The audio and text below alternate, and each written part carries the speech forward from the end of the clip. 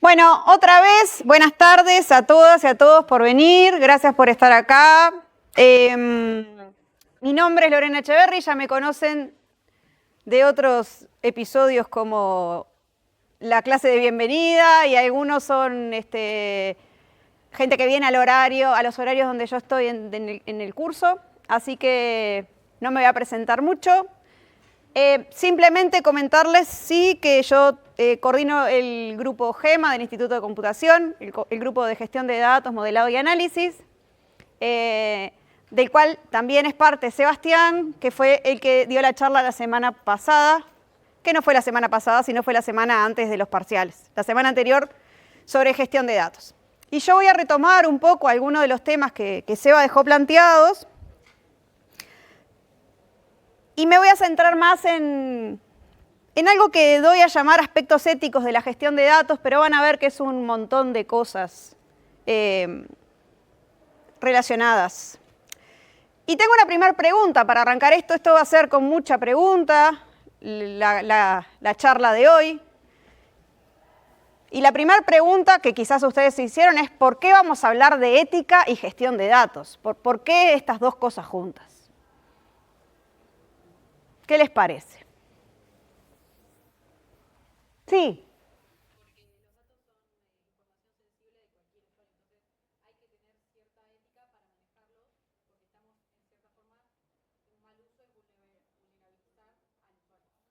Bien.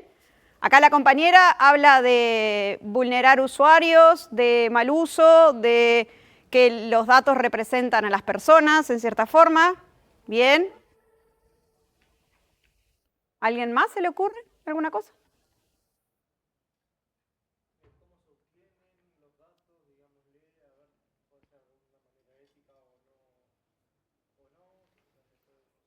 Bien.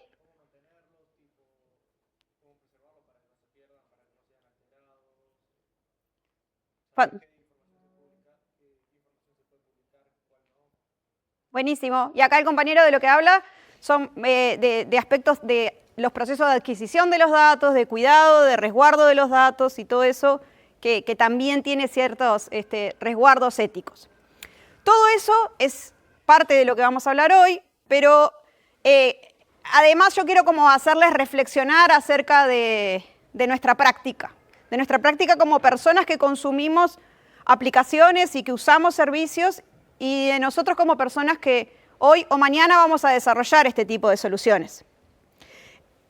Cada vez que ustedes se enfrentan al feed de alguna red social o que ven que hay ciertas recomendaciones en una plataforma de audio o que le preguntan algo a alguna herramienta de IA generativa, atrás de esto, atrás de las respuestas, atrás de lo que ven y de lo que no ven, hay decisiones. ¿tá? Hay decisiones que alguien tomó. Esas decisiones generalmente son tomadas por personas, son tomadas por humanos, y son decisiones que reflejan una ética atrás. Una ética en cuanto a lo que se muestra, a lo que no se muestra, al orden en que se muestra, a cómo se miden las cosas. ¿tá? Entonces, mi intención el día de hoy es mostrarles o echarle un poco de luz a eso, ¿no? A la dimensión ética atrás de la práctica en los sistemas de gestión de datos y en particular a los sistemas de toma de decisiones. ¿tá? Pero entonces vamos a arrancar, como quien dice, por el principio, y Sebastián les habló mucho la vez pasada sobre los datos, ¿sí? Los datos como la materia prima indispensable para un montón de tareas, en particular para los distintos sistemas de inteligencia artificial que existen hoy o que podrían existir. Y bueno, y la referencia un poco es eso, a los datos como el petróleo, ¿no? Era una referencia que había hace mucho tiempo y que sigue estando en la industria. Entonces, sobre extracción de datos y sobre privacidad, quisiera otra vez arrancar con una pregunta disparadora, porque a veces no es fácil comprender la dimensión esta de la privacidad y la importancia de la privacidad. Entonces, la pregunta que les hago es esto. ¿Qué control se imaginan ustedes que deberían tener las personas, nosotros, sobre la información acerca de sí mismas? ¿Mucho control? ¿Poco control? ¿No me importa?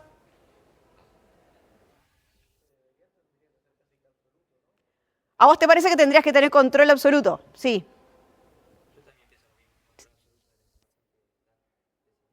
Bien. ¿Hay alguien que piense que no importa? ¿Está todo bien, eh?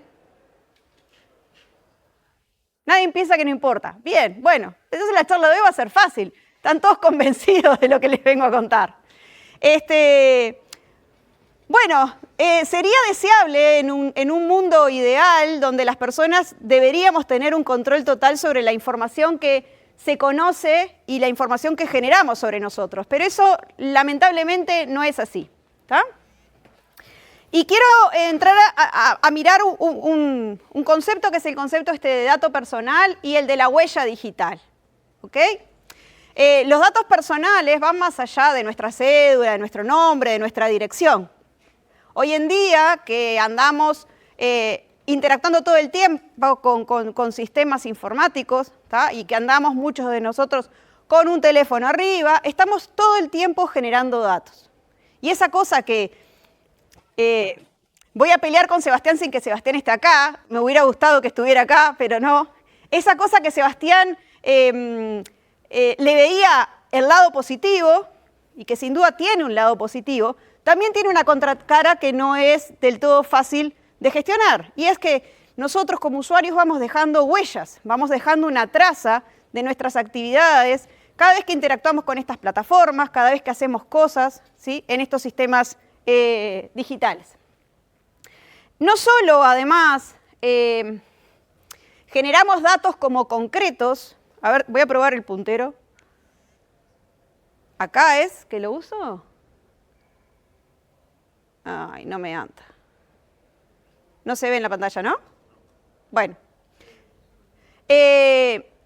No solo estamos hablando de datos concretos, ¿no? Por ejemplo, como reportar la ubicación, que una aplicación puede ser que esté capturando la ubicación, sino que también cosas un poco más complejas, como interacciones entre usuarios o patrones de consumo o hábitos que nosotros empezamos a dejar traslucir por nuestra actividad. ¿Sí? Algunas personas o algunos teóricos, si se ponen a mirar sobre la literatura de esto, deciden cómo organizar esto de la huella digital en dos pedazos. La huella digital activa, que son todas las cosas que nosotros hacemos voluntariamente. ¿Tá? Porque nosotros, cada vez que subimos una foto, cada vez que compartimos algo, cada vez que escribimos un mensaje en algún lugar, estamos activamente haciéndolo. No necesariamente siendo conscientes de qué va a pasar con esa información, pero lo estamos haciendo activamente. Mientras que hay un montón de cosas que todos los días hacemos y que no es activo nuestra acción. ¿Tá? Que tiene que ver con, por ejemplo, cookies que pueden estar traceando cosas que nosotros estamos haciendo mientras que navegamos, aplicaciones que están tomando datos o registrando o compartiendo datos que no estamos del todo seguros de cuáles son. ¿Sí? Entonces, lo primero que quería es como sentarnos a pensar en esto, en toda esta actividad que nosotros estamos teniendo y que a veces, muchas veces, no somos conscientes. ¿Ah? Hay un concepto que está también atrás de esto, que es el tema de los consentimientos y los consentimientos informados. ¿Quién leyó alguna vez los términos de uso de una aplicación o un sitio web antes de darle acepto? Algunas personas sí, pero la mayoría de nosotros no lo hacemos. ¿Tá? Y eso no está bueno. No está bueno no hacerlo, pero no está bueno tampoco que los términos de uso sean la excusa para después hacer lo que se quiera con los datos. ¿Sí? Porque a veces uno está en situaciones donde no hay mucha posibilidad de hacer un opt-out, que se llama, ¿no? De decir, bueno, yo no me subo a esto, yo no voy a usar tal plataforma, no voy a... ¿Se entiende? Entonces, ahí hay un tema importantísimo con el concepto del consentimiento informado, de que si bien es un artefacto que existe, no cumple su función real. Nosotros no terminamos de saber y a veces ni siquiera podemos decidir si esos términos nos convencen o no nos convencen. Igual, les invito a que miren los términos de las cosas que le dan OK.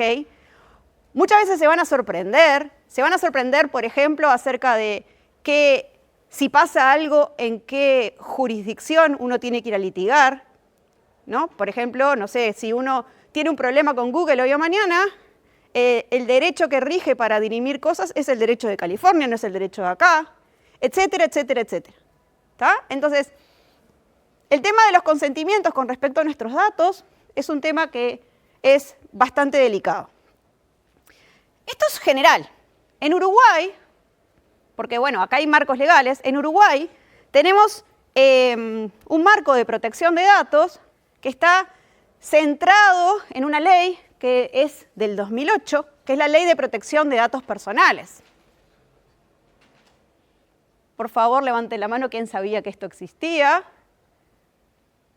3 o 4 personas, 5 personas, 6, 7, de 40, 30, estoy siendo optimista, ¿sí?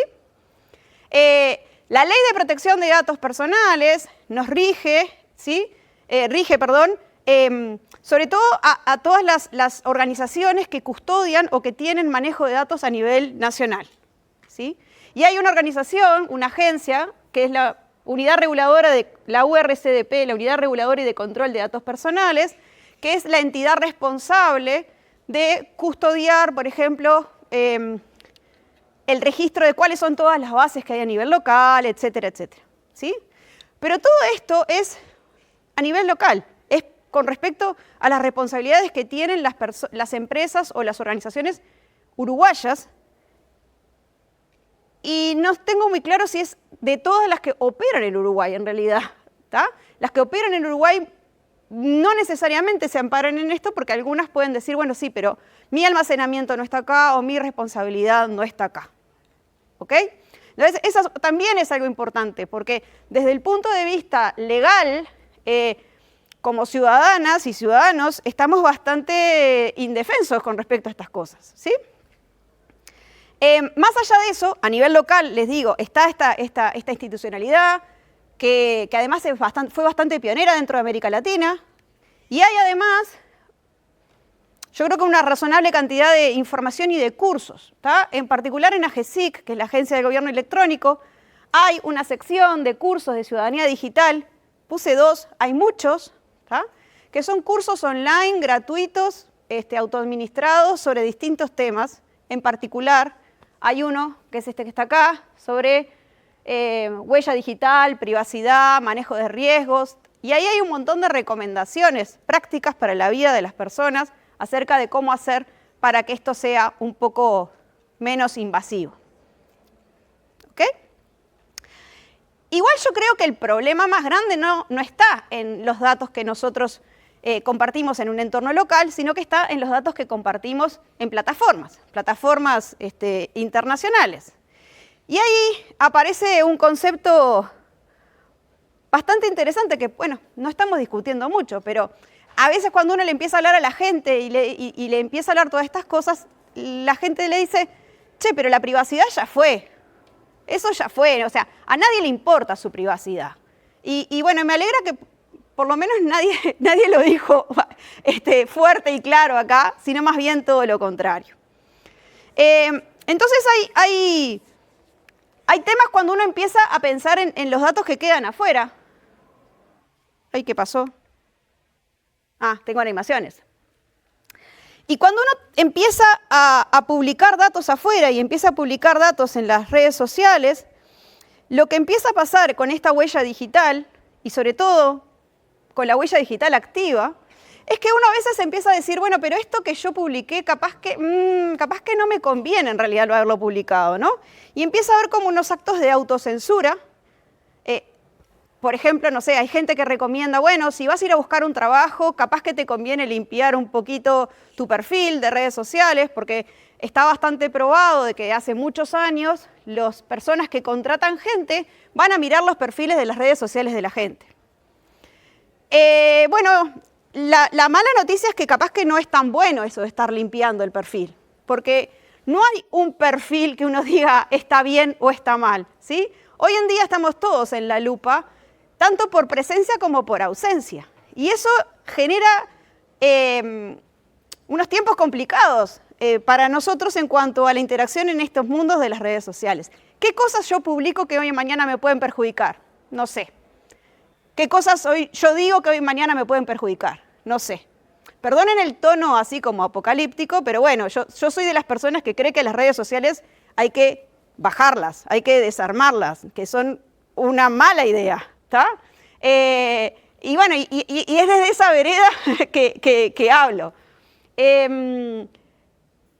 Más allá de eso, yo entiendo que hoy en día es un artefacto que las personas utilizan y que las personas utilizan para comunicarse y que hacen y viven a veces su vida mediada por esto. Bueno, la mala noticia es que estos elementos, que son elementos que originalmente fueron pensados como lugares donde se iba a expresar la libertad y todo eso íbamos a poder decir lo que queríamos, cada vez más se están transformando en espacios que no son seguros, ¿tá? Y son espacios que son utilizados en algunos casos hasta para controlar si te voy a dar o no la visa mirándote tu historia en las redes sociales.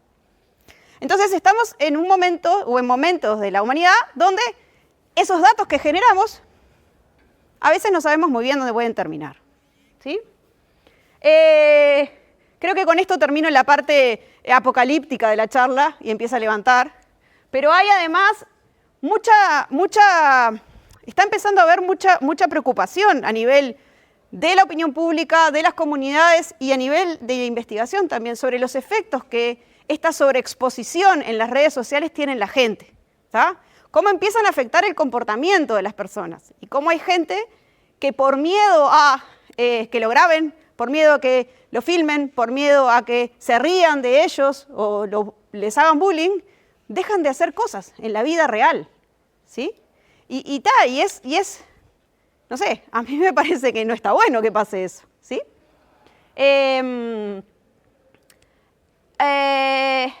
Estos son noticias relativamente recientes, ¿no? Sobre qué, o encuestas acerca de qué les pasa a los adolescentes sobre este fenómeno del cringe y que hablan de que, bueno, de que el exceso de las cámaras es algo que probablemente es una de las cosas que les da más miedo, ¿sí? O, bueno, cambios de comportamiento con respecto a ir al gimnasio. No voy más, gente que dice, no voy más al gimnasio porque tengo miedo que me filmen y que después se rían de mí por ahí, ¿ok? Son los tiempos que nos han tocado vivir. Yo creo que cierta capacidad de cambio en estas cosas tenemos que tener como humanidad. No sé muy bien cuál es la receta. También esta referencia que les traje, la de más abajo, la de febrero del 26, es una referencia que me parece relevante porque habla sobre esto de que dice algo que es bastante obvio, y es que las personas que son más conscientes de los riesgos de su privacidad, esas personas van y miran en las aplicaciones y ajustan los seteos y tienen claro qué cosas poner y qué cosas no poner, ¿sí?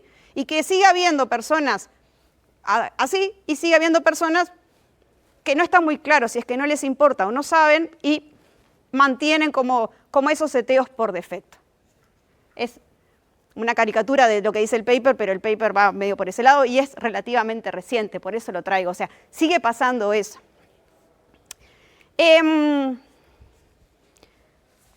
Más allá de que toda esta información está ahí y esta información uno la puede publicar y uno puede decir, bueno, mi privacidad personal no me importa, y no me importa mucho si saben algo más o menos sobre mí.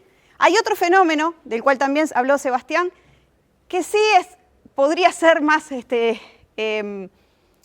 sensibilizador para aquella persona que dice mi privacidad personal no me importa, y es el hecho de que hay empresas, y esto es un video, no lo voy a reproducir porque no sé si se va a ver, hay empresas que se conocen como data brokers que lo que hacen es comercializar con estos datos, ¿ok? Que toman datos de distintas fuentes, los integran y los venden. Y es un negocio multimillonario, ¿tá? Hay algunas personas o hay algunos teóricos que dicen, bueno, pero si los datos los generamos nosotros, ¿por qué hay un intermediario que es que se lleva el valor de nuestros datos? ¿Está bueno eso? ¿Es justo? ¿No? Yo creo que no. Pero en principio la ley lo permite. Uno podría colectar datos y venderlos a terceros. Asociados a estos data brokers, ha habido muchos escándalos, quizás escucharon hablar de Cambridge Analytica hace casi 20 años ahora, y empresas que procesan datos y que los venden después para campañas gubernamentales o para gente que quiere vender productos, ¿sí? Simplemente para hacer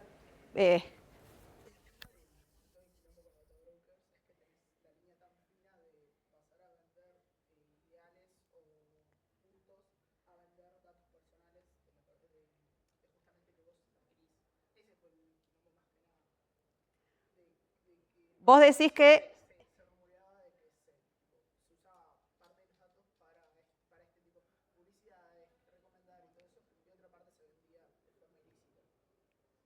Ok, sí, lo que dice el compañero acá es como que hay una diferencia entre una venta más ilícita de los datos, que bien, no sé cuál sería.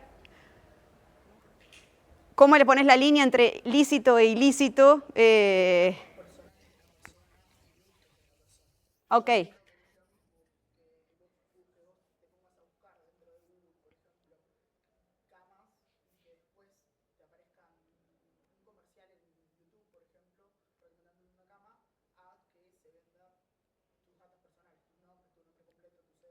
Ok,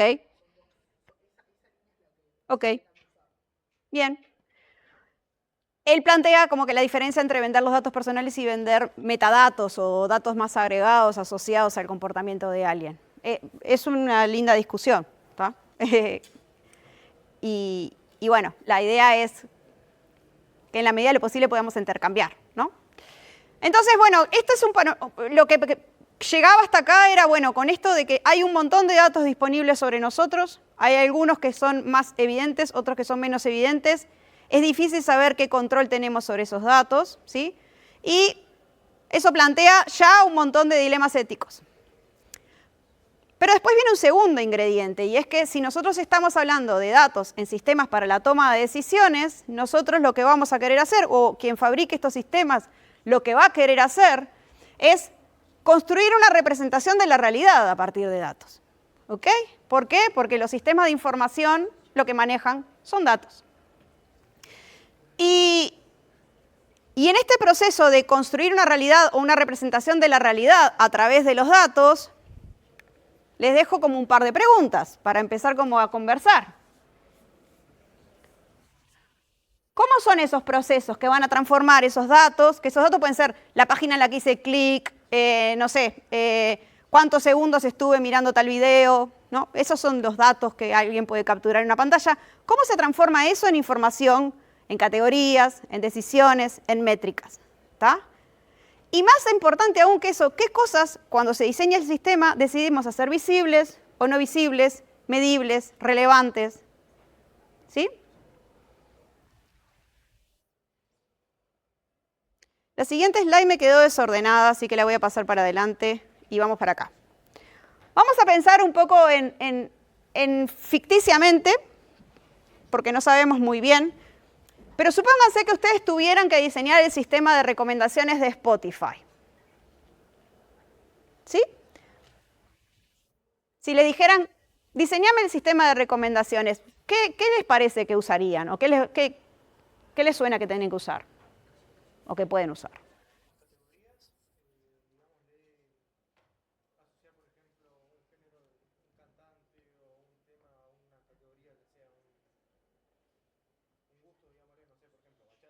¿Sí?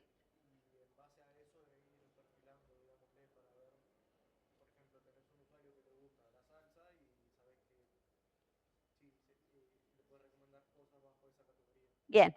Acá el compañero dice varias cosas. Dice, bueno, si puedo tener categorizados los artistas por ritmos musicales y sé que a una persona le gusta cierto ritmo y este ritmo está cercano a otro, le puedo recomendar los del ritmo cercano.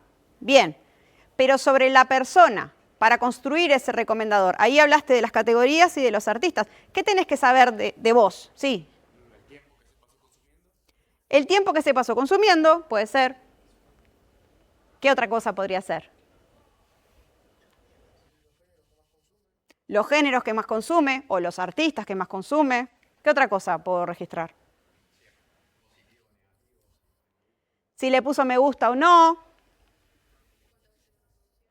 ¿Cuántas veces escuchó la canción? Si la reprodujo muchas veces es probable que le guste mucho, ¿no?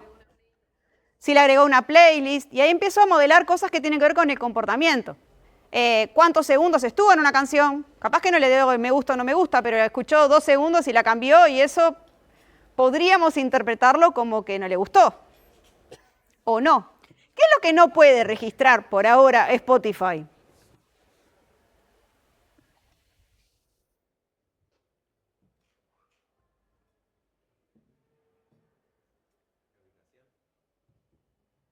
ubicación capaz que sí. No puede registrar, por ejemplo, si yo le presté el celular a alguien y hay otra persona entrando con mi cuenta, ¿no? Horrible, me está rompiendo el perfil, ¿no? Si en realidad yo estaba triste ese día y mi comportamiento cambió, si ese skip que después va a interpretar como que no me gustó en realidad fue porque metí un dedazo mal. Hay un montón de cosas que no puede porque le falta contexto, ¿tá? Entonces, a donde quiero llegar con esto es que siempre, y siempre va desde las cosas más... Voy a hacer una combinación que no tiene nada que ver, ¿no? Pero desde las señales analógicas, cuando las pasamos a digitales y las discretizamos, en todos esos procesos hay un proceso de simplificación, ¿tá? Y acá también, o sea, si estamos tratando de convertir un fenómeno bastante complejo como es una persona interactuando con música en datos, vamos a tener que simplificar cosas. Y en esas cosas que simplificamos y que decidimos qué vamos a medir y qué no vamos a medir, estamos haciendo una simplificación. Y en esa simplificación hay decisiones, ¿tá? Y ahí en esas decisiones empieza a jugarse el partido de qué cosas dejo adentro y qué cosas dejo afuera. ¿Ok? Así que tengo datos, pero esos datos que estoy capturando los voy a tener en mi cabeza como una forma de representar la realidad, y es esa forma de representar la realidad la que voy a utilizar después para seguir avanzando. La pregunta que en algún momento uno tiene que hacerse es ¿cuán buena es esta representación de la realidad? ¿Cuán fiel a la realidad es esa cosa que estoy usando yo para representar este fenómeno? Y esa respuesta no tiene un sí o no, porque va a ser buena o no dependiendo de lo que yo quiera hacer, ¿tá? Pero esa pregunta tiene que estar en nuestra cabeza. No, estos son los datos que tengo y chau. Bueno, sí, esos son los datos que tenés y chau. Bueno, si son esos los datos que tenés y chau, probablemente tu representación capaz que es media recortada y tenés que ser consciente. ¿Por qué? Porque ahora viene el tercer o cuarto ingrediente de toda esta máquina de procesar datos. Y es el tema de los sesgos que se introducen en los sistemas de toma de decisiones y las distintas fuentes por las cuales pueden aparecer esos sesgos. Esa es una tira. Perdón que tengo un montón de cosas en inglés, pero lo que pasa es que estaban en inglés y hay algunas que traducirlas no tiene gracia y hay otras que no son producciones mías, ¿está? Ese es un cómic que si no lo conocen se los recomiendo, que se llama XKCD, que tiene un montón de cosas sobre la ciencia de la computación, sobre ser estudiante, sobre tecnología. A mí me resulta muy gracioso. ¿Qué es el sesgo? Bueno, según Wikipedia, el sesgo es eso que está ahí, y es esa idea que tenemos nosotros de que hay inclinación o preferencia desproporcionada por una cosa ante otra, ¿tá? Eso es como lo que usamos coloquialmente. También están los conceptos más del sesgo estadístico, ¿sí? Que lo van a ver en el curso de probabilidad y estadística. Pero acá, cuando estemos hablando de sesgos en sistemas de toma de decisiones, vamos a estar hablando de alguna variante un poco más sutil. ¿Alguien sabe o quiere o aventura una definición de qué es el sesgo en un sistema de toma de decisiones? ¿No? ¿Nadie? ¿Qué será? ¿Escucharon hablar del fairness en Machine Learning o el fairness en AI y el sesgo? Sí. ¿Sí?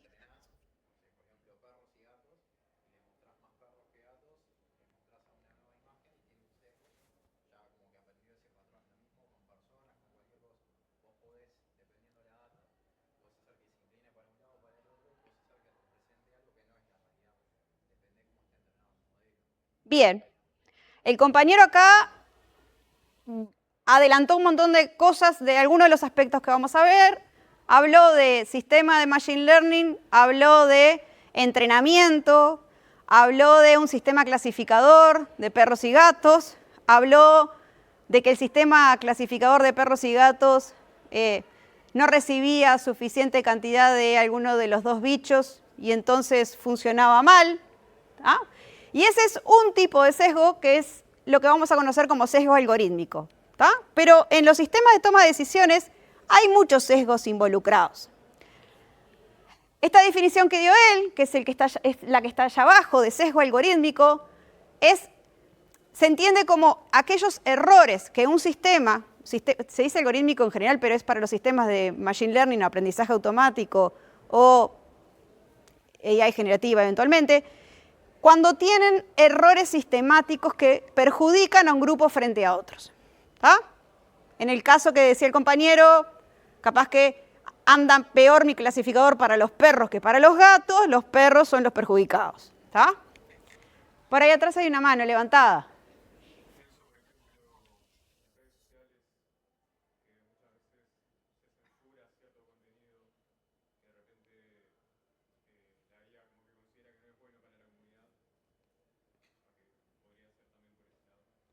Bien, acá el compañero está hablando de otro tema, que es el de la moderación de contenido.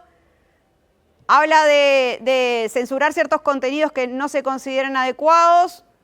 Ahí habría que ver si hay un sesgo o si lo que está pasando ahí es que ese contenido, hubo un error en la detección y no era un contenido inadecuado según unas reglas y fue marcado incorrectamente como no adecuado, o no hay un acuerdo en que eso es adecuado o no. ¿Tá? Serían como distintas variantes del problema. No sé si le diría que sí o sí sesgo, depende, ¿no? Pero sí quiero llamarles la atención sobre otros dos sesgos que están en la vuelta. Hay uno que es una familia en realidad, que son los sesgos cognitivos. ¿Tá? Son los sesgos que cada uno y uno de nosotros como humanos tenemos. ¿Tá? Son un montón de características que nos condicionan la forma en que nosotros percibimos el mundo, interpretamos los resultados, etcétera, etcétera. Y esos sesgos cognitivos tienen una gran influencia en todos estos procesos. Ahora les voy a contar por qué.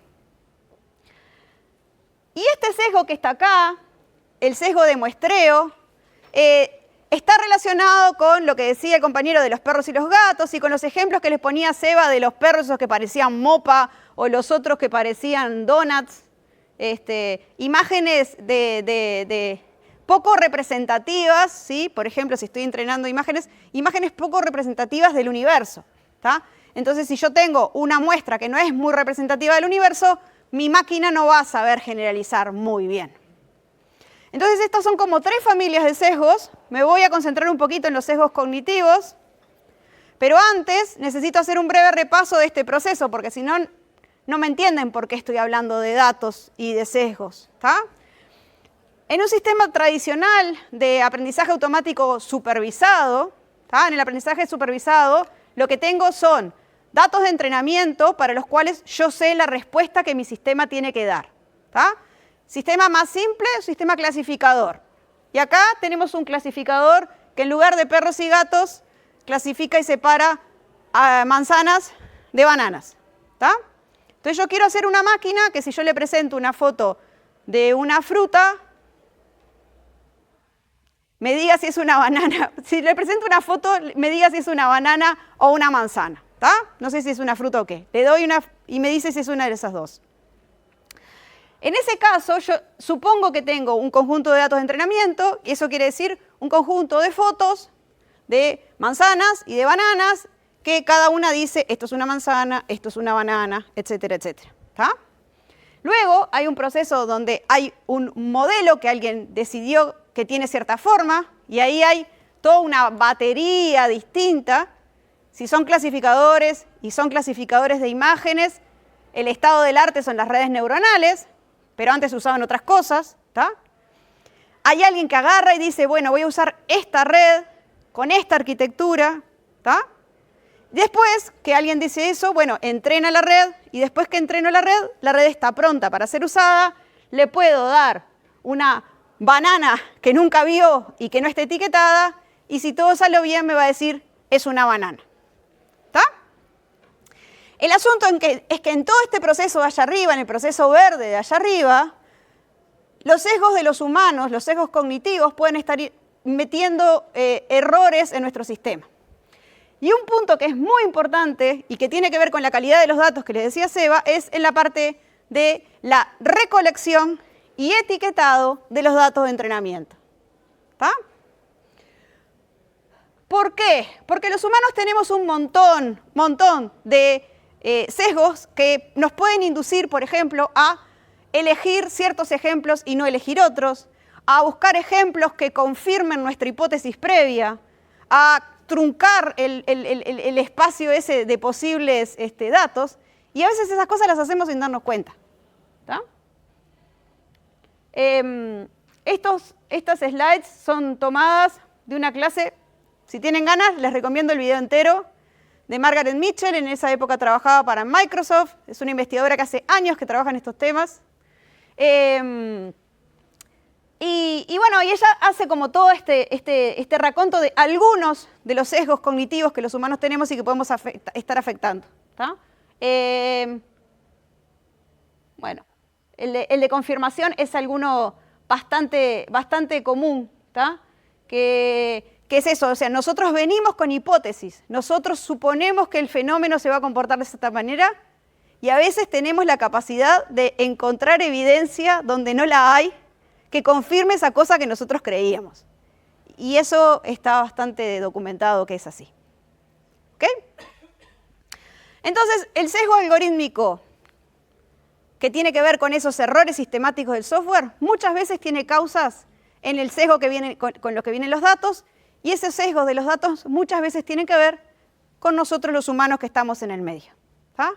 Y esa cosa es importante, es como empezar a desarmar esa idea de que los sistemas de IA o los sistemas de Machine Learning son neutrales y son objetivos. No, son artefactos hechos por humanos que tenemos un montón de a prioris y que esos a priori los vamos a meter por todos lados.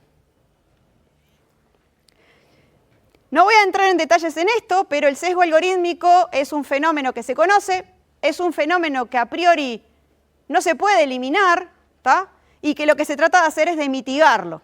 Pero antes de mitigarlo, se evalúa. Y de hecho hay un montón de definiciones distintas de cómo medir el sesgo algorítmico. Ahí les traigo 4, ¿tá? Pero no hay una única forma de medirlo. Una que es bastante común es esta de que estas dos que están acá, las tasas de falsos positivos o de falsos negativos, y es como manejar de alguna manera la tasa de error. Y es que la proporción de falsos positivos o falsos negativos sea igual para los dos grupos. Hablando más en criollo, que le erre igual de mal a los perros que a los gatos, por ejemplo, ¿no? O que le acierte igual de bien a los perros que a los gatos y que no los perjudique a unos sobre otros. ¿Ok? Como les decía, hay mucha investigación sobre esto, hay muchas herramientas que permiten hacer evaluación de esto, muchos toolkits abiertos. Les dejo este árbol de decisión, que es un proyecto de la Universidad de Carnegie Mellon, que como que permite ordenar esto, bueno, dependiendo de en qué escenario yo estoy, qué medida es probable que me convenga más. ¿Tá?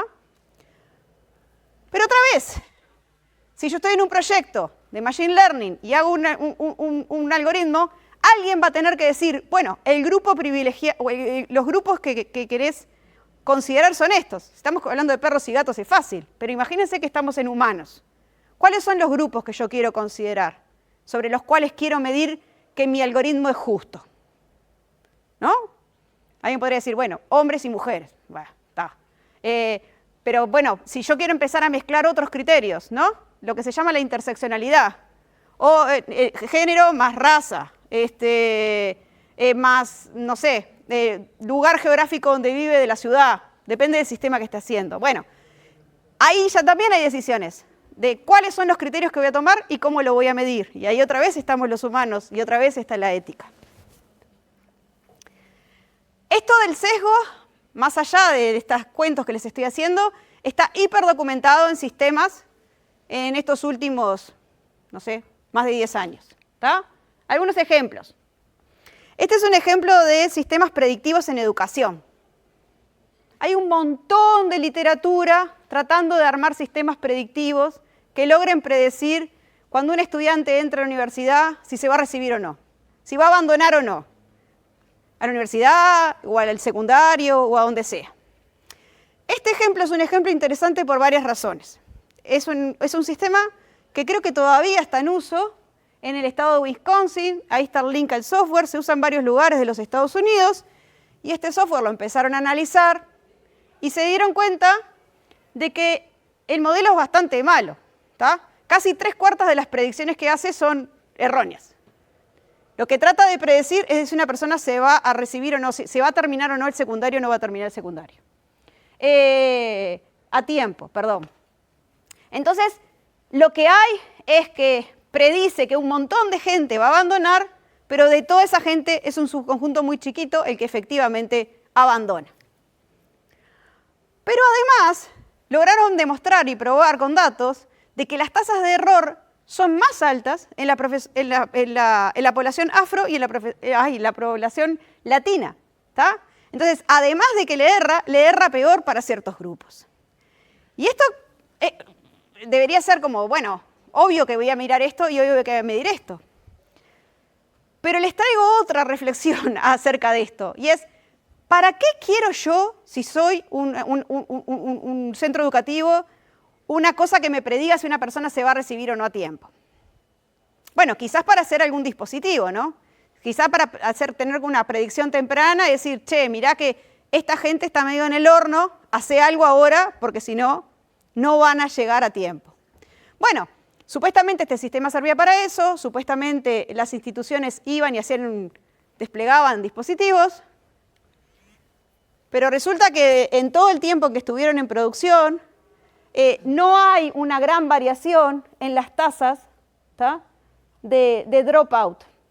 Y la brecha entre la tasa de dropout de la población blanca y la población afro sigue siendo impresionante, ¿no? Eso es los que completan los estudios en 4 años. Allá arriba están los blancos, cerca del 95%, y acá está la población afro, que pasa del 60 hasta el 70. ¿Sí? O sea, una tasa bastante menor. Esto muestra otra cosa, y es que a veces hay soluciones de software o métodos súper sofisticados que se le meten en el medio de cosas que son fenómenos más complicados y que con medir no alcanza, ¿no? porque el fenómeno de raíz que está ahí atrás es un fenómeno bastante más complejo. Este ejemplo es más cercano geográficamente, es un ejemplo tristísimo en la provincia de Salta, hace unos años, donde habían armado una especie de predictor de embarazo adolescente y el sistema era terrible desde el punto de vista metodológico. Ahí hay un reporte del LIA, que es de la Universidad de Buenos Aires, que hace un análisis súper detallado de los resultados y bueno, encontraron de todo tipo de problemas, de problemas metodológicos sobre los datos que estaban usando, hasta el modelo que estaban usando, y bueno, y eso fue puesto en producción y alegremente estaba siendo utilizado y daba unas tasas probables de embarazo adolescente en las poblaciones más vulnerables que en las poblaciones con mayor poder adquisitivo, por ejemplo. Y después cuando empezaron a rascar, descubrieron que de las poblaciones con más poder adquisitivo tenían recontra pocos datos. Entonces tenían muchos datos de gente más vulnerable y, oh casualidad, el sistema sobreestimaba para esa población. Sigo con más ejemplos. Reconocimiento facial. Estos son recortes de prensa muy viejos, 2017, 2018, 2019, cuando había un despliegue bastante importante en Estados Unidos y en UK de este tipo de sistemas. Pero hubo todo un escándalo porque hubo un montón de personas que fueron detenidas falsamente acusadas de cosas porque el algoritmo decía que esa cara correspondía a una persona que no era la persona en cuestión. ¿Tá? Había empresas muy grandes atrás y bueno, hubo investigadoras que se pusieron a revisar qué estaba pasando por ahí y ahí aparece un proyecto que es bastante famoso y emblemático en todo este tema de la medición de sesgos, que es el proyecto Gender Shades del 2018, con esta investigadora del MIT, que se llama Joy Bolamwini, nunca me sale bien el nombre. Hay una película que hasta hace un tiempo estaba en Netflix para ver, que se llama Coded Bias, sobre este tema. Y bueno, ¿y qué encontró? Y bueno, encontró que el sistema tenía mucha más tasa de error para las caras de las personas de piel oscura que las de piel clara, y que le iba aún peor si cruzaba y consideraba la interseccionalidad y mujeres de piel oscura. ¿Y qué pasaba? Los datos de entrenamiento no eran suficientemente ricos y balanceados, y algo tan, comillas, obvio como eso, estaba en producción en un sistema de reconocimiento facial. Bueno, pero ustedes me dirán, esto ya cambió, esto era el 2019, 2018. No cambió. Esta noticia es de hace poco, no sé qué tecnología usa este sistema, pero este sistema se llama, ¿cómo que se llama? Zampa, Smart Zampa, está en producción en San Pablo, y bueno, es un sistema de reconocimiento facial que, si bien la policía dice que les ha ayudado a reconocer y a detener un montón de personas que estaban prófugas de la justicia, más del 8% de las personas que fueron detenidas por este sistema fueron liberadas después. 59 personas fueron arrestadas injustamente, ¿no? O sea, fueron detenidas, pero había una confusión de identidad. Y después hay 141 detenciones que tenían un problema de calidad de datos más viejo, y es, los estaban buscando en el sistema porque nadie había dado de baja la alerta y estaban buscando a alguien que estaba desactualizado. ¿Por qué traigo esto? Porque esto sigue pasando, ¿tá? Esta idea de que necesariamente el tiempo soluciona las cosas no siempre es así. 6:21. Entramos en la recta final. Hasta ahora les estaba hablando de métodos tradicionales de IA, ¿sí? De la IA vieja, clásica, los métodos comunes. Pero ahora estamos acá ante este desafío de que hay nuevos sistemas, ¿no? Y acá, cuando estamos hablando de IA generativa, además de los temas que ya veníamos hablando, aparecen otros temas. Y esta es como mi pregunta, hay muchas preguntas, ¿no? Pero ¿qué pasa cuando entramos a delegar producción intelectual, porque eso es lo que hacemos, producción de texto, producción de imágenes, a sistemas entrenados con datos masivos? ¿Qué pasa? Bueno, pasan varias cosas. Y algunas de las cosas pasan porque también por un tema de cómo se comportan estos sistemas y el tipo de soluciones que generan, y también por decisiones que yo creo que son decisiones de marketing de las empresas, las personas tendemos a antropomorfizar o humanizar a estos sistemas. ¿Está? No sé, habrán escuchado a alguien que dice yo hablo en el chat, o bueno, capaz que ustedes mismos dicen yo hablo con ChatGPT, o ChatGPT me entiende, o Gemini me escucha, o ¿no? Y en realidad estamos atribuyéndole con características humanas a una cosa que es un software. Es un software muy especial, que tiene características especiales, pero es un software. ¿Tá? Y este riesgo, ¿tá? de transformarlo en ese rol como de humano, nos lleva también a otras cosas. Atribuirle autoridad en el sentido de este sabe. Voy a hacer otro chivo involuntario, voy a pedirle a Sarubi que me regale unos chorizos. ¿Escucharon el reclame de Sarubi sobre la IA? Comprá con sabiduría, chorizo Sarubi, la IA no se equivoca. ¿Sí? Yo cada vez que lo escucho, tiemblo, porque la IA se equivoca, claro que se equivoca. Es software, comete errores. A veces le dicen alucinaciones, también en una idea como de humanizarlo, pero son errores, ¿ok? Entonces, estos sistemas empiezan como a meterse en muchas áreas y muchas tareas de nuestra vida y les empezamos a atribuir todas estas características que estaría bueno que las empecemos a desarmar. ¿Tá? ¿Por qué? Por eso, porque son sistemas de software hechos por humanos, falidos, ¿tá? Y en particular reproducen sesgos. Esos dibujitos que traje ahí son los dibujos que Google me devolvió cuando le pregunté una imagen de IA generativa. Y está esa idea de que tiene que ser un robot. Y que tiene que ser un robot humanoide. No tiene por qué ser un humanoide y no tiene por qué ser un robot. De hecho, corre en los teléfonos. Es un robot blando, ¿no? O muchos robots blandos. Vamos a jugar un poco con cosas que capaz que ya saben. A ver si me andan las animaciones. Creo que sí. Estos ejemplos capaz que ya los vieron o no, porque no sé si el público se ha renovado lo suficiente. Pero miren esta tarea. Agarren a su herramienta de confianza, la que quieran o la que tengan en el teléfono o en la computadora, y le pidan que describa brevemente a un ingeniero y a una ingeniera de una empresa de construcción. ¿Qué les parece que les va a decir del aparato este?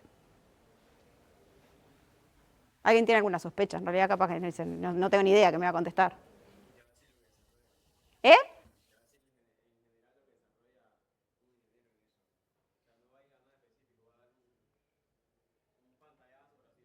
Bien. Bueno, ¿alguien más se atreve a arriesgar una respuesta? Esta es de hace un tiempo, la generé con DeepSeek. Dice algo general, pero hace una distinción y te empieza a decir, bueno, Javier, que es varón, papá, papá, papá. Daniela, que es la mujer, papá, papá, papá.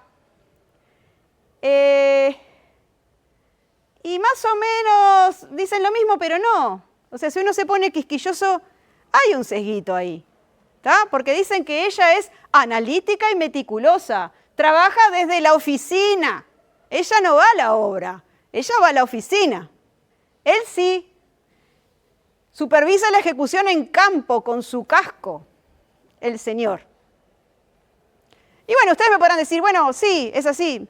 Sí, bueno, en la mayoría de los casos sí, pero yo conozco amigas ingenieras civiles que salen a la obra con casco y son las directoras de la obra y no se quedan en la oficina dirigiendo. ¿Ah?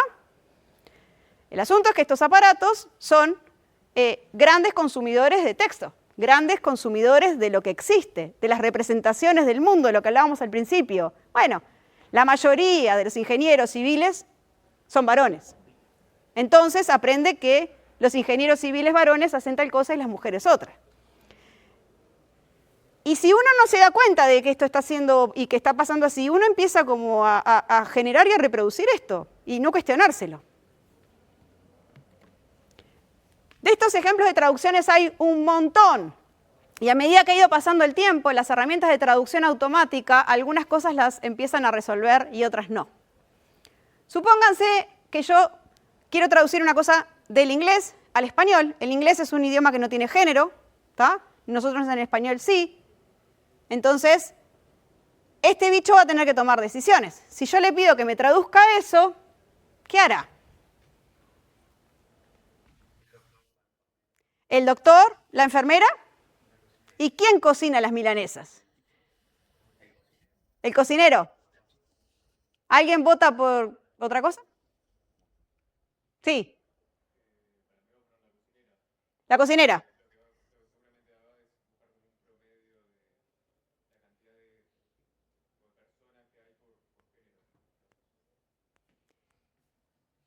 Probablemente la cocinera sea una mujer, pero bueno, en este caso, cuando lo corrí, la última vez que lo ejecuté, se le ocurrió que las milanesas las cocinaba un señor.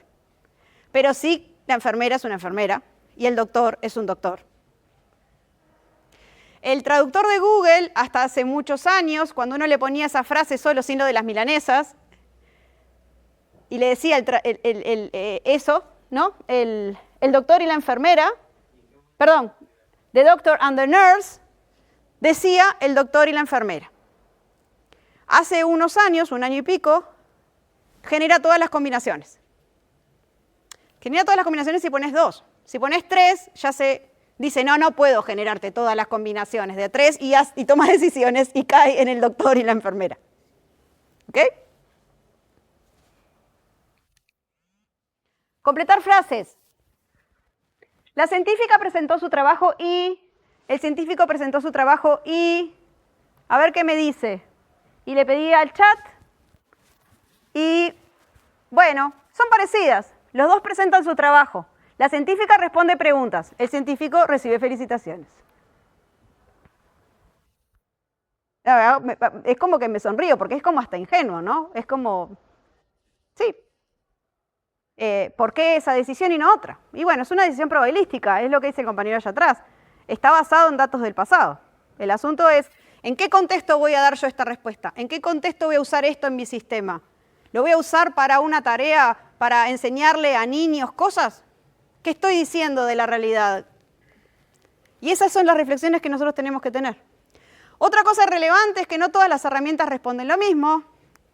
Le pedí ese mismo día a Gemini y a DeepSeek que me contestaran y estaban mucho más adoctrinados y decían que tenían que contestar en forma equitativa y neutral. Porque de hace mucho tiempo a esta parte, estos artefactos no son solo grandes modelos de lenguaje entrenados. Luego hay todo un proceso de ajustar a ese monstruo para que ese monstruo responda cosas que estén dentro de ciertos parámetros, ¿tá? Entonces, empiezan a ajustarse cosas que no puede contestar o cosas que tiene que contestar de cierta manera y también a veces por el feedback que los propios usuarios hacemos. Bueno, esto no solo pasa con el texto, como ya se sospecharán, también pasa con las imágenes. Esta es fácil. Dibujo una persona programando. ¿Qué van a hacer? ¿Cuál es la representación canónica de una persona programando? ¿Qué se imagina?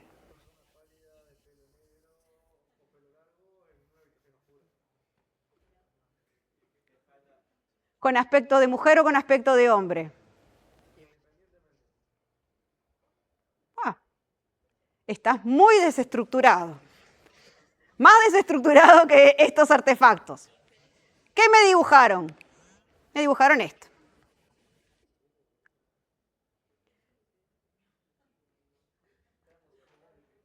Pelo corto, ¿sí? Este con 2 monitores. ¿No? Bueno, ¿quién tiene una planta en el escritorio? ¿Y quién tiene tantas plantas y la misma planta, no? Bueno, sí. Los dos tienen una tacita de té, sí, y una plantita parecida. Sí, son programadores Pinterest. Bueno, entonces yo le digo, no, pará. Dibujame una programadora. ¿Y qué hará? Miren lo que hace.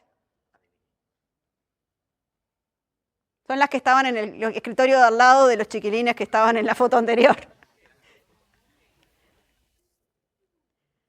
Las dos tienen un aspecto muy similar, las dos son jóvenes, las dos son bastante blancas, las dos tienen el pelo con un moño, las dos toman té y tienen las plantitas. ¿Tá? Hay una representación hegemónica de esto. Bueno, si uno dice, che, no quiero eso, y empieza a rascar y empieza a toquetear el prompt, va a llegar a otra cosa. Pero la representación por defecto que se le ocurre es esto. Y no es porque sí que esa es la representación por defecto, porque si yo le pregunto a Brave, dame imágenes, dame fotos, le pido a un buscador, dame fotos de programadores, hace eso, que es un poquito más diverso, pero no mucho. O sea, yo lo veo bastante homogéneo. ¿Está? Y ahí está la madre del borrego. O sea, si los datos que tenemos etiquetados de programadores son esos, las construcciones que va a hacer es, le aplico filtro a estas cosas y genero esto. Hay un proyecto súper interesante, que no lo traje, sobre las representaciones más hegemónicas que tenemos de cosas. Por ejemplo, heladera. La mayoría de nosotros, si yo digo una heladera, nos imaginamos el artefacto, probablemente blanco, capaz que plateado, alto, que se enchufa, etcétera, ¿no? Canilla, etcétera. Bueno, resulta que hay un proyecto que lo que hace es relevar las formas de vida de la gente en este planeta. Se llama $100 Street o $1 Street. Y tienen fotos de cómo vive la gente, gente que gana muchísimo dinero, o bueno, que tiene un ingreso alto y gente que tiene ingresos bajísimos en dólares en el mundo. Y para cada una de esas personas toma fotos, taca, taca, taca, de las cosas que hacen en sus casas y sus vidas. Cómo es su baño, cómo es su cocina, ¿está? Entonces, un grupo de investigación lo que hizo fue tomar esas representaciones distintas de los artefactos y medir la distancia que tienen esas representaciones, cuán parecidos son esos artefactos a lo que está atrás de estos generadores entiende como heladera, por ejemplo. Y le dio lo que sospechábamos, que estos motores se convencen de que la heladera común y corriente es mucho más parecida a la heladera que ellos entienden que un sistema que usaban en África, que era como un tanque donde ponían agua fría o agua y refrigeraban cosas así. ¿Está? Entonces, bueno, se puede medir de alguna manera el sesgo y hay muchísima gente trabajando en estos temas hoy en día, de medición de sesgo del LLMs, medición de sesgos acá y tareas de mitigación. Pero el tema es este que yo les decía, o sea, yo puedo empezar a tratar de ajustar este monstruo o estos monstruos para que no generen cualquier cosa, pero siempre y cuando yo sepa sobre qué cosas quiero ajustarlos. Y otra vez, ahí también estoy tomando decisiones éticas. ¿Se acordarán quizás del ejemplo famoso ese de que si le preguntaban a DeepSeek sobre lo que había pasado en Tiananmen, decía, no sé, ¿está? Bueno, ese es un ejemplo. Debe haber ejemplos similares de los cosos de ChatGPT o de Gemini, de cosas. Sí, ¿tenés ejemplos? Ah, ChatGPT no responde sobre Israel. No sabía, no hice la prueba. Bueno, ¿ven? Entonces, es eso. Es un sistema donde hay una mediación. Hay, lo que decía un poco el compañero allá atrás, hay una censura. Hay una censura que algunos pueden entender como que es una censura para cuidar a otros, pero depende de dónde te pongas, ahí también hay decisiones éticas. Con el tema que decía el compañero sobre las redes sociales y la censura en las plataformas, por ejemplo, hay una censura absoluta de lo que son mujeres con la parte de arriba descubierta. O sea, los algoritmos son muy buenos detectando mamas y detectando pezones, y eso lo censuran. No sé si sabían eso, pero lo censuran rápidamente. Pero a veces son imágenes que no son imágenes de porno. Son imágenes, yo qué sé, médicas, son otras imágenes. O sea, depende del contexto. Entonces, cuando empezás a mediar ahí también en los contenidos, decidiendo qué censurás y qué no censurás, tampoco es una tarea sencilla. Este es un ejemplo de cómo estas tareas de mitigación a veces pueden salir muy mal. Lo ejecuté hace un tiempo, habría que probar de vuelta. Es con Gemini. Le pedí a Gemini que me dibuje una imagen de soldados de la Segunda Guerra Mundial. Y me hizo eso. Bueno, ¿por qué hice esto? Porque al principio, cuando uno le pedía a Gemini soldados de la Segunda Guerra Mundial, hace 2 años más o menos, dibujaba 4 soldados.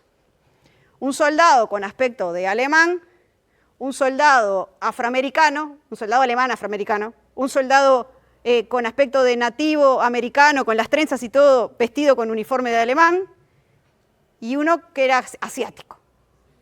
O sea, no. ¿Tá? O sea, incorrectos desde el punto de vista histórico. Eso no. Se les había pasado un poco el tema de la perilla de la diversidad. Entonces ahora probé a hacer de vuelta la prueba el año pasado y le digo, haceme una, bueno, y me generó esto. Pero si yo me quejo y si yo no creo que esa sea la representación de la realidad correcta y le pido, necesito más diversidad, le falta diversidad, le digo. Y estos aparatos son muy autocomplacientes de nosotros. Entonces agarra y me genera una imagen con un soldado afro.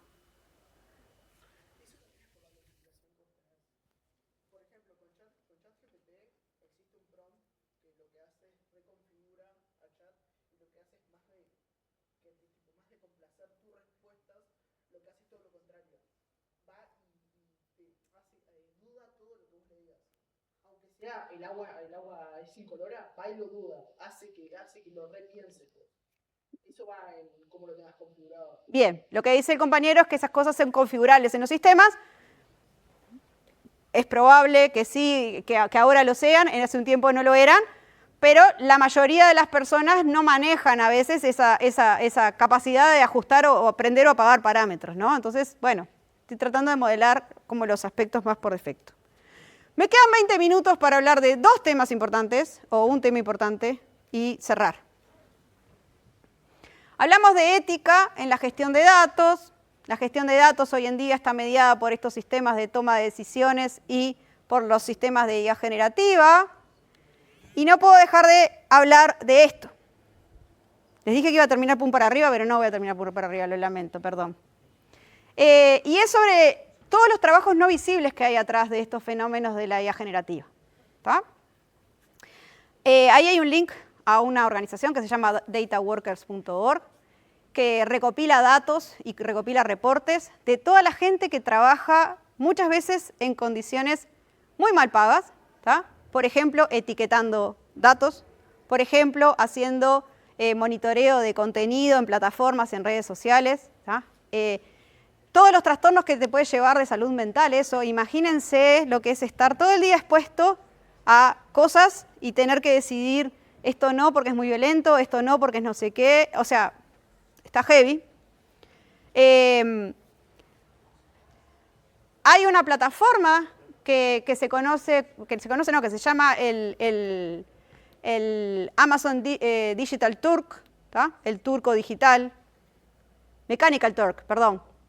Ese nombre es porque había un entretenimiento de feria en los circos de hace muchísimos años, que era como una estatua que se movía, como que estaba disfrazado de turco y que hacía como que hablaba. Bueno, toman esa idea del Mechanical Turk y es una plataforma donde están disponibles tareas para hacer de esto, etiquetado de datos, limpieza de datos, trabajo. Bueno, hay análisis demográficos sobre de dónde viven esa gente muchas veces viene de países de África, muchas veces, hay también mucha gente en Estados Unidos. Muchas veces son mujeres que trabajan desde sus casas, ¿tá? Y muchas veces están muy mal pagas. Y toda esa gente es la que está haciendo posible esto. También tendría que hablar sobre el uso de los recursos, ¿no? Pero bueno, no me voy a seguir metiendo con eso. O también sobre quiénes tienen la capacidad o no de generar estas soluciones de IA, ¿sí? Sobre el tema de que los data centers están concentrados en algunos lugares del mundo, sobre que los datos que se usan y que se producen también están concentrados en algunos lugares del mundo. Entonces, hay todas unas capas y capas y capas de cosas que tenemos que reflexionar sobre este fenómeno que me parece es importante hacerlo. Por último, y no menos importante, Seba en la semana pasada, en la charla pasada les hacía preguntas sobre quién había entregado alguna vez un trabajo entero hecho con ChatGPT. Y obtuvo respuestas. Y bueno, yo no puedo dejar de decirles que no me parece una buena idea entregar un trabajo escrito con ChatGPT. Que no me parece una buena idea no hacer una reflexión acerca de esas preguntas que están ahí, ¿no? ¿Qué pasa si dejamos de escribir? ¿Qué pasa si nuestros textos o nuestras producciones no son más nuestras? Si toda la produce otra cosa, ¿sí? Si dejamos de pensar críticamente, ¿tá? Hoy en día hay un montón de gente trabajando, tratando de medir los efectos estos, ¿sí? en niños o en distintas poblaciones, desde la neurociencia. Hay algunas evidencias, por ejemplo, de que si hay ciertas tareas que nosotros delegamos, nuestra capacidad de recordar lo que producimos es muchísimo menor. O sea, la diferencia entre yo escribo una redacción yo le pido al chat que me escriba la redacción y después con suerte la leo, el proceso genera que yo de esta redacción que escribí me acuerdo y que la gente que no la escribió no se acuerde de lo que dice ahí. ¿Ah? Y eso en el contexto de un proceso de enseñanza-aprendizaje, que es el que ustedes están empezando a transitar, no es una buena idea. ¿Tá? Entonces el desafío acá están arrancando, ¿tá?, esta carrera, el desafío es encontrar espacios donde efectivamente puedan usar este tipo de herramientas, ¿sí? Saben que hay una guía de uso de la IA que la facultad aprobó, que cada curso puede implementar, donde hay usos que están permitidos y usos que no, ¿tá? Pero más allá de eso, reflexionar acerca de en qué momento tiene sentido usarla y cómo, y en qué momento no tiene sentido usarla, ¿tá? Esa es una notita de prensa de hace unas semanas de la BBC, que tiene ese título así como clickbait, ¿no? Que los chatbots de IA nos están haciendo más estúpidos. Y ahí está interesante, tiene un montón de links a trabajos de investigación que están empezando como a echar luz acerca de esto, acerca de evidencia de que en algunas personas se empieza a generar dependencia, de que hay habilidades que se empiezan a perder. Así que bueno, nada, abrir los ganchos, entender que la tentación a veces de utilizar esto como atajo es fuerte, pero que quizás es un atajo que a la larga no nos está repercutiendo positivamente. En resumen, uno puede pensar que la ética es algo como que no tiene nada que ver con nuestra labor, pero no, la ética, todos los humanos, en todas las prácticas que hacemos nos vemos enfrentados a decisiones éticas. En particular con el diseño de sistemas es algo que no puede aparecer al final, es algo que tiene que estar en todo el proceso y tiene que estar en la discusión. A alguien se tiene que ocurrir pensar en reflexionar sobre lo que está haciendo, ¿tá? Todas esas decisiones que ya les mencioné son todas éticas y hay un montón de cosas a tener en cuenta. Y la pregunta esa que les dejo al final es fundamental, porque muchas veces se van a enfrentar a, y bueno, esto lo puedo hacer, tengo los datos, tengo la capacidad de cómputo, puedo hacer un sistema que... La pregunta es si estamos haciendo de este mundo un mundo mejor haciendo ese sistema o no, ¿no? Sé que es como un poco elevada la pregunta, ¿no? O como muy, no sé, ambiciosa la pregunta, ¿no? Pero es esa la pregunta. Es, che, ¿yo estoy contribuyendo a que esto sea un mundo mejor o no con este sistema que voy a hacer? O este sistema puede llegar a empeorar las condiciones de vida de una persona, o puede llegar a perjudicar a una persona, o puede llegar a hacer que una situación injusta se prevalezca, ¿está? Y bueno, nada, esa es un poco la idea que quería que se llevaran. Con esto terminé, 6:48, en tiempo y forma, y bueno, muchas gracias.